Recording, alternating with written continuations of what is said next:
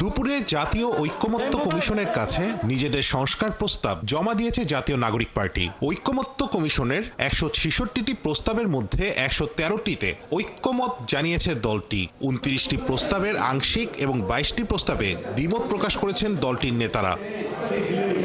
৭২-এর সংবিধানকে মুক্তিযুদ্ধ বিরোধী ও আওয়ামী লীগের একদলীয় সংবিধান দাবি করে নতুন সংবিধান প্রণয়নের পক্ষে মত দিয়েছে জাতীয় নাগরিক পার্টি। এটা একটা বিশেষত একদলীয় সংবিধান, একটা দলের জন্য মানে তৈরি করা একটা সংবিধান। সে কারণে এই সংবিধানটা, এবং এটা দাঁড়িয়ে আছে আমাদের মুক্তিযুদ্ধের বিরুদ্ধে, মানে মুক্তিযুদ্ধের ঘোষণাপত্র, মুক্তিযুদ্ধের যে এসেন্স, তার বিরুদ্ধে এই সংবিধানটা দাঁড়িয়ে আছে।